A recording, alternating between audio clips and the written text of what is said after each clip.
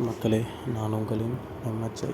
நாம் நேற்றே ஒரு வீடியோ போட்டிருந்தோம். இன்றைக்கி மதியத்துக்கு அப்புறம் MyV3 ஆப் ரொம்ப ஸ்லோவாக இருக்கும். பேக்ரவுண்ட் அப்கிரேட் போயிட்டுருக்கு, அந்த கேஒய்சி வெரிஃபிகேஷனுக்காக அப்படின்னு. அதை யாரும் பெருசாக எடுத்துருக்க மாட்டீங்கன்னு நினைக்கிறேன். ஆனால் இப்போது ஆப்பு ஸ்லோவாகிடுச்சு. நிறைய ஸ்ட்ரகிள்ஸ் ஆப்பில் இருக்குது. இந்த மாதிரி உங்களுக்கு could not connect the server, try again later அப்படின்ற பிரச்சனை வரும். இந்த மாதிரி பிரச்சனை வரும்போது நீங்கள் என்ன பண்ணணும் அப்படின்னா, ஒன்றும் பதற தேவையில்லை. அந்த சேவ் மை ஏர்னிங்ஸை அகைன் நீங்கள் கொடுத்தீங்க அப்படின்னா உங்களுக்கு கொஞ்ச நேரம் கழித்து அது சேவ் ஆகிடும். சரிங்களா? ரெண்டாவது பிரச்சனை என்னென்னா, அந்த மாதிரி நான் சொன்னேன்ல, திரும்ப கொடுத்தீங்கன்னா இந்த மாதிரி கங்க்ராட்ஸ் யுவர் ஏர்ன் அப்படின்ட்டு சேவ் ஆகிடும். ஸோ அந்த ப்ராப்ளம் உங்களுக்கு முடிஞ்சிடும். ஆனால் நார்மலாக ஆப்பிங்கிறதுக்கும் இந்த மாதிரி பார்க்குறதுக்கும் கொஞ்சம் சிரமமாக தான் இருக்கும். அதை நீங்கள் அட்ஜஸ்ட் பண்ணிக்கணும். ஏன்னா மார்னிங்கே நீங்கள் பார்த்துருந்தீங்கன்னா இந்த ப்ராப்ளம் உங்களுக்கு வந்திருக்காது. நெக்ஸ்ட் நீங்கள் வீடியோ பார்த்துக்கிட்டே இருக்கும்போது இந்த மாதிரி டுடே ஏர்னிங் ரீச்டுன்னு வந்துட்டுருக்கு இப்போது. சரிங்களா? இது எல்லாமே பேக்ரவுண்ட் அப்கிரேட்னால வர சின்ன இஷ்யூஸ். இந்த மாதிரி வந்துட்டாலும் நீங்கள் ஒன்றும் பதற தேவையில்ல. அந்த கேப்சா டுடே ஏர்னிங்ஸில் அந்த அம்புக்குறி மாதிரி இருக்குல்ல, அதை அமுக்கி வெளியே வந்துட்டு நீங்கள் ஏற்கனவே சொன்ன மாதிரி அந்த சேவ் மை ஏர்னிங்ஸை திரும்ப கொடுத்தீங்க அப்படின்னா அது உங்களுக்கு கரெக்டாக வந்துடும்.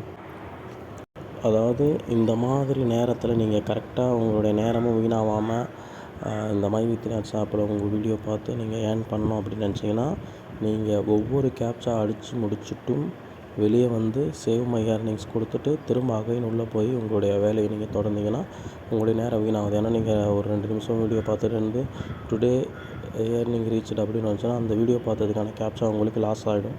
ஸோ அந்த ஒரு தடங்கள்லேருந்து நீங்கள் பாதுகாப்பாக ஒவ்வொரு கேப்சா அடித்து முடித்தோடனே சேவ் மை ஏர்னிங்ஸ் கொடுத்துட்டீங்க அப்படின்னா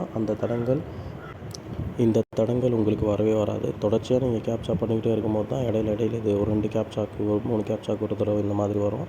ஸோ அதை விட்டு நீங்கள் தவிர்த்துருங்க. ஒவ்வொரு கேப்சாக்கும் வெளியே வந்து நீங்கள் வந்து சேவ் மை ஏர்னிங்ஸ் கொடுத்துருங்க. அப்புறம் கேஒய்சி பற்றி 1க்கு 2 வீடியோ நம்ம போட்டாச்சு.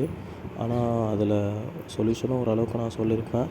கிறிஸ்டல் கிளியரான விஷயம் என்ன அப்படின்னு பார்த்தா, ஒரே நேமில் 2 ஐடி போட்ட நபர்கள் அவங்களோட 2 அக்கௌண்ட்டு போட்டு யூஸ் பண்ணிகிட்டு இருந்தாங்க அப்படின்னா அவர்களுக்கு, அதாவது full and full self declaration form வந்து ரிமூவ் பண்ணி கம்பெனி கொடுத்துட்டாங்க அப்படின்னா, bank account, PAN card detail, profile, bank detail, இது எல்லாத்தையுமே கம்பெனி ரிமூவ் பண்ணிவிட்டு ஃப்ரெஷ்ஷாக நீங்கள் வந்து உங்களுடைய டீட்டெயில்ஸை அப்லோட் பண்ணுங்க அப்படின்னு கம்பெனி சொல்லிட்டா, அந்த ஒரே நேமில் 2 ஐடி போட்டவங்களாம் உங்களுடைய தவறை நீங்கள் திருத்திக்கிட்டு இனிமேல் ஒழுங்காக கம்பெனியில் வேலை பாருங்கள். அதாவது என்ன பண்ணணும் அப்படின்னா, அவங்க பேரில் உள்ள ஒரிஜினல் நேமில் ஒரு ஐடியோ உங்களுடைய ப்ரூஃபை கரெக்டாக கொடுத்துட்டு, அல்லது அவங்க வீட்டில் இருக்கக்கூடிய நபர்களுக்கு MyV3 ஆப்பை பார்க்க ஒழுங்காக கற்றுக் கொடுத்துட்டு, இந்த இன்னொரு ஐடி போட்டுறதுல அவங்க வீட்டில் இருந்தவுடைய நபருடைய ப்ரூஃபெல்லாம் கரெக்டாக சப்மிட் பண்ணி அவங்க அக்கௌண்ட் டீட்டெயில், அவங்க பேன் கார்டு, அவங்க ஆதார் கார்டு அதெல்லாம் சப்மிட் பண்ணி நீங்கள் உங்கள் 2 ஐடியுமே பாதுகாத்துக்க முடியும்.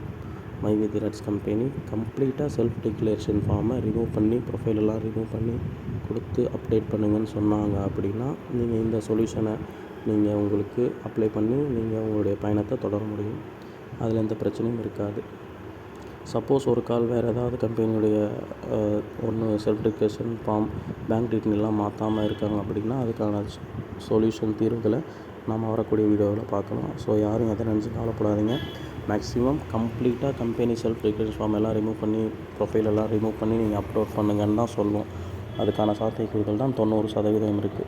நம்ம நேற்று சொன்ன மாதிரி இப்போது வீடியோ ஸ்லோவாகும், அப்கிரேட் இதாகும் கம்பெனி சொன்ன மாதிரி இப்போவே ஆரம்பிச்சிருச்சு. ஸோ அதே மாதிரி நம்ம கெஸ் பண்ணி கம்பெனி சைட்லேருந்து அந்த சில தகவல்களை வச்சு சொல்லும்போது 100% செல்ஃப் டிக்ளரேஷன், பேங்க் டீட்டெயில் எல்லாத்தையும் ரிமூவ் பண்ணிவிட்டு நீங்கள் ஃப்ரெஷ்ஷாக அப்லோட் பண்ணுங்கள் அப்படின்னு தான் அவங்க சாஃப்ட்வேர் டீம் சைட்லும் சொல்லுவாங்க. ஸோ அதனால் ஒரே நேமில் 2 ஐடி போட்டு தப்பு பண்ணவங்க ரொம்ப பயப்பட தேவையில்ல. நீங்கள் இந்த விஷயத்த சரியாக ஃபாலோ பண்ணிங்கனாலே இதுக்கப்புறம் உங்களுக்கு எந்த பிரச்சனையும் வராது. அதே மாதிரி ஒரே ஐடி, ஒரே மொபைல், ஒரே பேன் கார்டு, ஒரே அக்கௌண்ட், அதை அப்படியே நீங்கள் கரெக்டாக மெயின்டைன் பண்ணிட்டு வந்தீங்கன்னா யாருக்கும் எந்த விதமான பிரச்சனையும் இல்லை.